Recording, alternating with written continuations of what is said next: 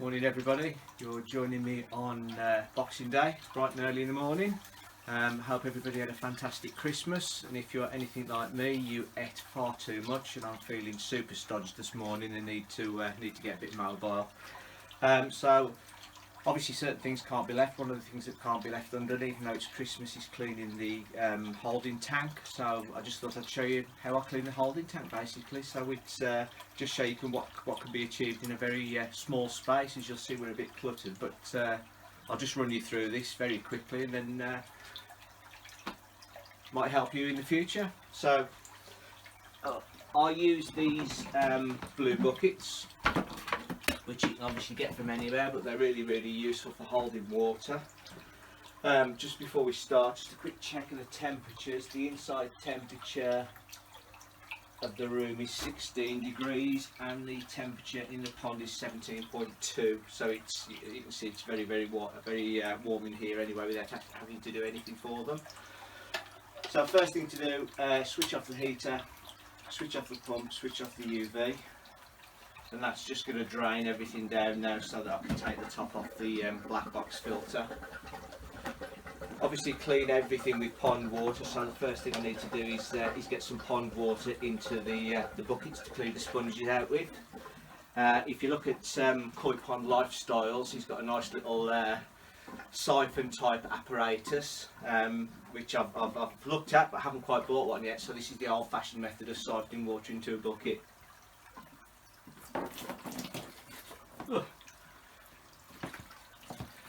Good job it's clean. So we're just waiting for this to clear down a bit now. So it normally doesn't take too long. Obviously the feed comes into the top of the lid and the UV filters in the top of the lid. That then comes out through this tube into the actual filter housing. And then in the filter housing we've got 3 chambers. One's got brushes in, one's got the filter media in, and one's got sponges in. So I just literally take the sponges out one at a time and clean them in the first bucket while it's filling up. And it is really just a quick clean to get the bulk of the waste out.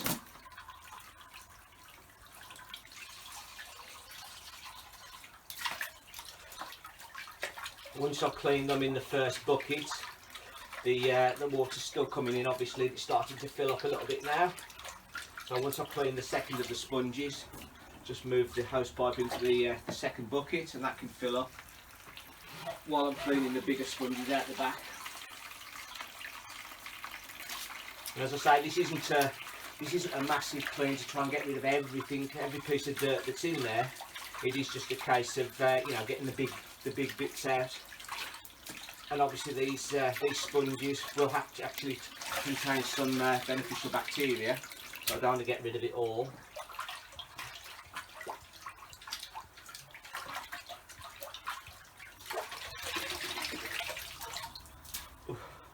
And as you can see, if you just have a look at the colour of the water, it's obviously gone very milky,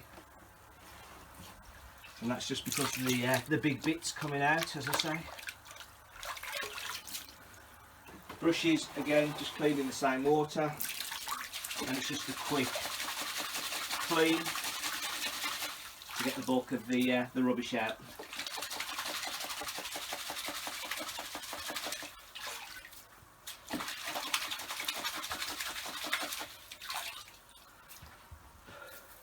So once everything's clean, that's enough water for now. I sometimes use the little bucket if I need to just hold them for a while. So the water from this now, all I'm going to do is put it in the drains outside. So I'll come back to you in a bit once I've done that. So that's the first lot of dirty water gone away, and the next job is to clean the actual filter unit. So again, I need some pond water. That time without getting it in my mouth. But on these little black box units, it's quite handy. There's actually a little drain plug here, so you can actually empty them out. And this is how you're meant to clean them. And all I do with a little brush before I start is just get all the or the gunk moving off the floor. Get it agitated, just to make sure I'm cleaning everything out. And then open the valve, and that will loose all the gunky water out.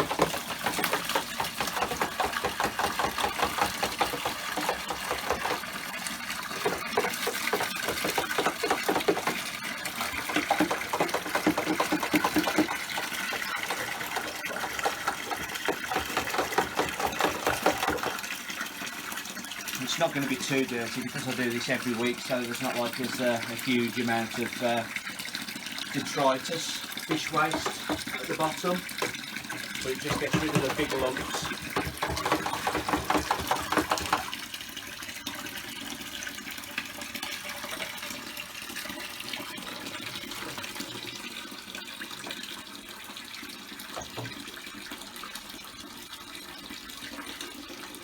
As soon as that starts struggling, just turn it off.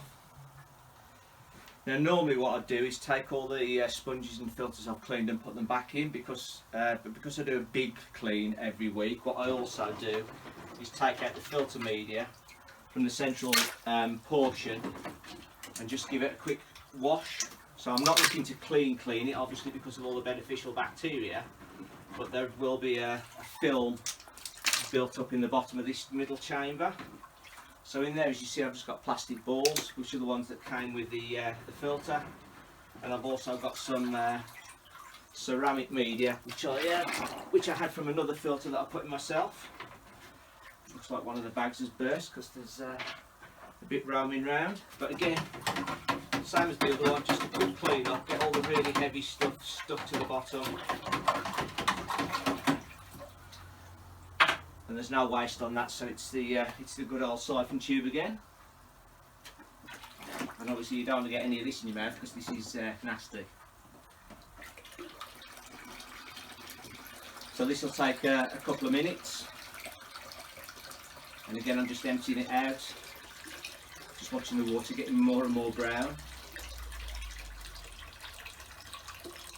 So there's no point, I don't think there's any benefit, you know, doing it once a week for me like this. This seems to be the best way. The water parameters are kept really nice, the fish is still growing, you know, they look like they're really healthy. So you just find your own regime really. Obviously if this was a more permanent setup, if this was a proper growing on tank, I'd have a bottom drain and, you know, make it a lot easier for myself. But the whole point of this at the minute is just to hold these fish while we get the main pond built outside.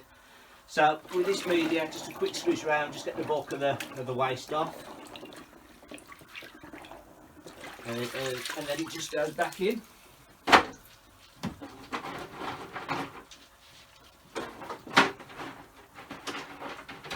I tend to put it in dry, or with the tank dry.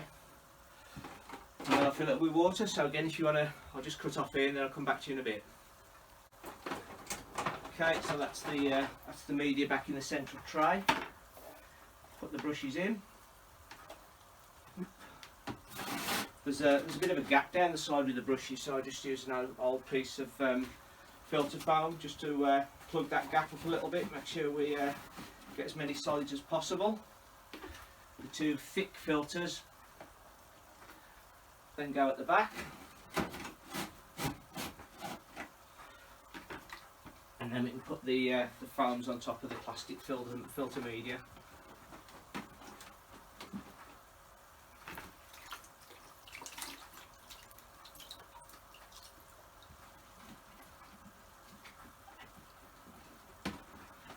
Like that. Make sure everything's right. Valve turned off, and then I can put the lid back on and turn the water back on. And that's obviously now going to suck all that water up from the bottom pump, and it'll start filling this up. Finished with that, so just put the plug back in, which is a threaded plug. So these little black boxes, they're not suitable for anything big in my opinion, but for something like this they're ideal. You know, you can just very easily clean them. they can fit in to a confined space. I could have actually put this on top of the pond if I hadn't got just a little bit more space here. Just waiting for the water to fill up and start flowing through. And then once a week is when I do the clean of the big pond, the actual tank, which is just sucking all the detritus off the bottom that hasn't been pulled in by the filter. So I'll just wait for this to start flowing through, and then I'll show you that bit as well. I'll come back to you in a minute. As you can see, I've emptied the dirty water into the drain outside again. Filter box is full and now running, so that's its normal operation. That would normally be it for a normal clean, but as I say, once a week, normally on a Saturday, I clean the actual tank out as well to get rid of all the rubbish off the bottom. So I'll show you that as well. In order to do that, I created this bad boy here. So there are expensive vacuums of various things, and as I say, there's siphon pumps as well, which I've already mentioned that I know Koi Pond Lifestyle's got one. This is a piece of tube with a piece of stick attached to it, so it's I can manoeuvre it round, and a piece of yellow tape at the end because I can't see the bottom of the pipe, so that helps me know where it is. So again, it's the old suck and siphon method. Before I can do that, obviously I need to take the covers off and get ready for it. So again, homemade covers. The wood on this was actually the struts from an outside umbrella, but disintegrated, so I kept the wood and just used it on that. Take these out. I think I've mentioned before, these are just artificial lily pads that we bought, just to give them a bit of something to hide them, to basically make them less skittish. And then just turn everything off again, so I can see what I'm doing in the water. Again, I don't know whether you can see the fish now, but again you can see how big they're getting. You know, from sort of 5 centimetres when we bought them to this is just unreal. Anyway, I will start doing the cleaning. So one end in the water and the other end in the bucket. And again, it just purely siphon pressure, and I'm just going to go around all the outsides where I can see the muck's collected, and just through siphon pressure alone, it's just it's pulling out all the gunk. Obviously, just keep a check on the water level in the bucket. Because of how I've engineered the flow on this, there's a couple of corners basically that capture 90% of all the detritus, and it's very, very quick and very, very easy just to go around those corners. The fish are super interested, they're always trying to suck the end of the nozzle for some reason. So I'll just carry on with this, and I'll show you the colour of the water afterwards.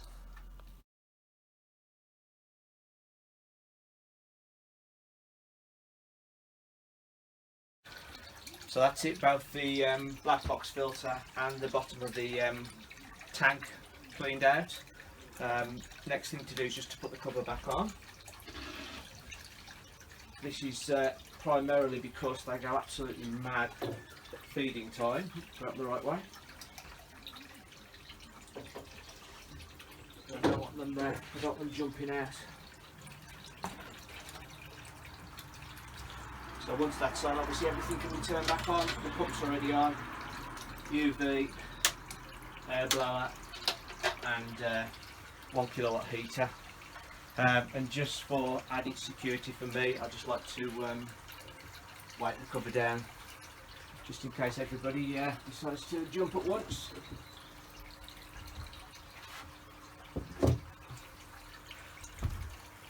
Good old house bricks.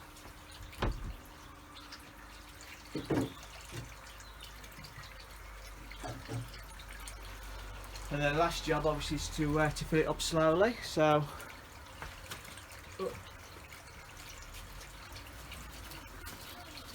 hose pipe runs out the side of the house.